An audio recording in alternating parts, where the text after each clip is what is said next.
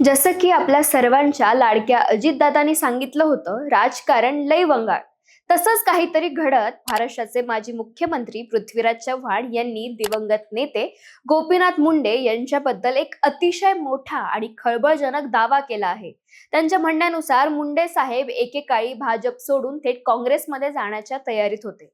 हा दावा किती खरा आणि किती खोटा हे निश्चित माहिती नाही, पण या विधानामुळे महाराष्ट्राच्या राजकीय वर्तुळात पुन्हा एकदा एका जुन्या आणि रहस्यमयी आठवणीला उजाळा मिळाला आहे. रात्री 2 वाजता झालेली ती कथित गुप्त बैठक आणि दिल्लीतील ती राजकीय घटना खरोखरच घडली होती का? चला तर मग जाणून घेऊया आपल्या या आजच्या व्हिडिओमधून. नमस्कार, मी आदिती आणि तुम्ही पाहत आहात सरळ सोपं.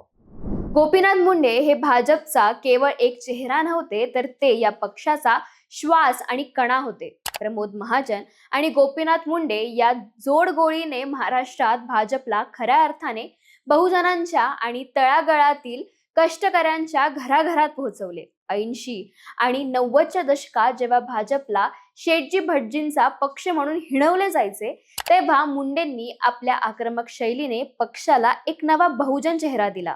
मात्र 2006 मध्ये प्रमोद महाजनांचे अत्यंत दुर्दैवी निधन झाले आणि मुंडेंच्या डोक्यावरचे सर्वात मोठे राजकीय छत्र हरपले.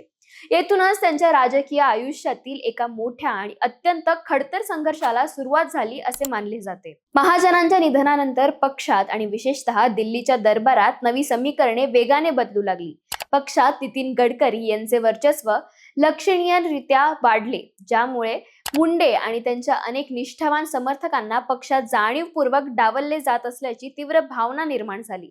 स्वतःच्याच पक्षात आपल्याला परके केले जात आहे, ही सल मुंडेंना सतावत होती. त्यातूनच 2008 मध्ये मुंडेंनी पक्षातील सर्व पदांचा राजीनामा देऊन पहिले मोठे बंड पुकारले होते. त्यावेळी पक्षाने त्यांची समजूत काढली, पण त्यांच्यातील आणि पक्षश्रेष्ठींमधील दरी कधीच पूर्णपणे बुजली नाही. या सुप्त संघर्षाची खरी ठिणगी पडली ती 2011 मध्ये.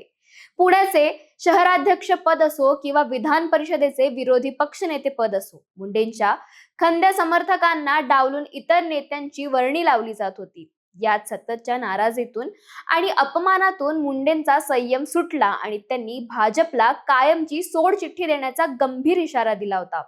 याच काळात पृथ्वीराज चव्हाण यांच्या दाव्यानुसार मुंडेंनी काँग्रेस पक्षाशी अत्यंत गुप्त वाटाघाटी सुरू केल्या होत्या. नागपूरच्या 2 बड्या नेत्यांमुळे आपण भविष्यात निवडून येऊ शकणार नाही, अशी एक प्रकारची राजकीय असुरक्षितता आणि भीती मुंडेंना वाटत होती, असे चव्हाण यांचे स्पष्ट म्हणणे आहे. चव्हाण यांनी सांगितलेला यापुढील प्रसंग एखाद्या चित्रपटातील सस्पेन्स थ्रिलरपेक्षा कमी नाहीये. त्यांच्या म्हणण्यानुसार दिल्लीत मुंडे साहेब नेहमीच्या महाराष्ट्र सदनात न थांबता आपली ओळख लपवून एका गुप्त हॉटेलमध्ये थांबले होते.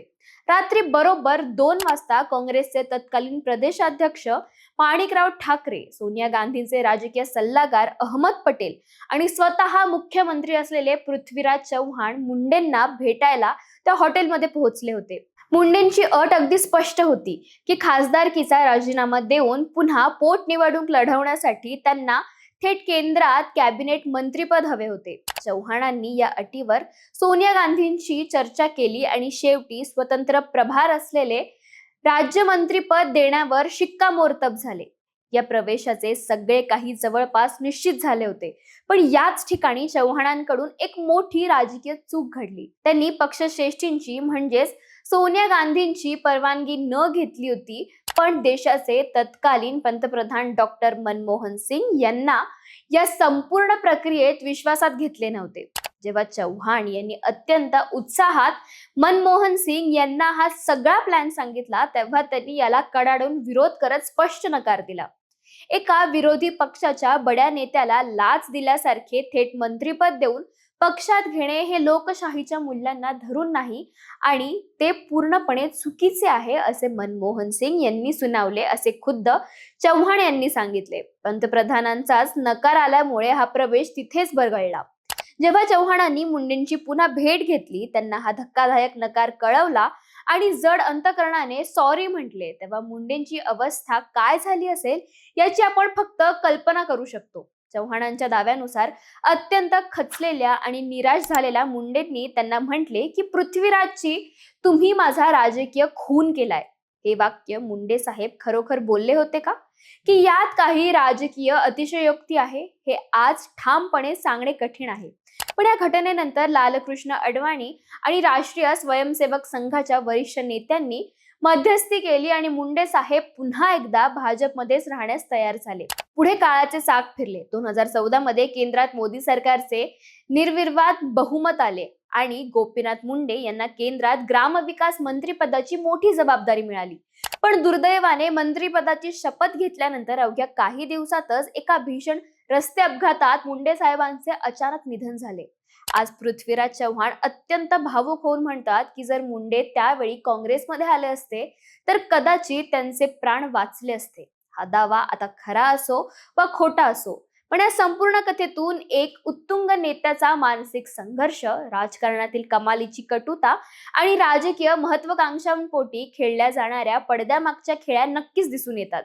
गोपीनाथ मुंडे हे एक स्वाभिमानी वादळ होते, ज्यांनी शेवटपर्यंत आपल्या अस्तित्वाची लढाई लढली, हे मात्र तितकंच खरं आहे. व्हिडिओ आवडला असल्यास लाईक आणि शेअर करायला विसरू नका आणि अशाच राजकीय अपडेटसाठी सरळ सोप्पला फॉलो आणि सबस्क्राईब करायला विसरू नका.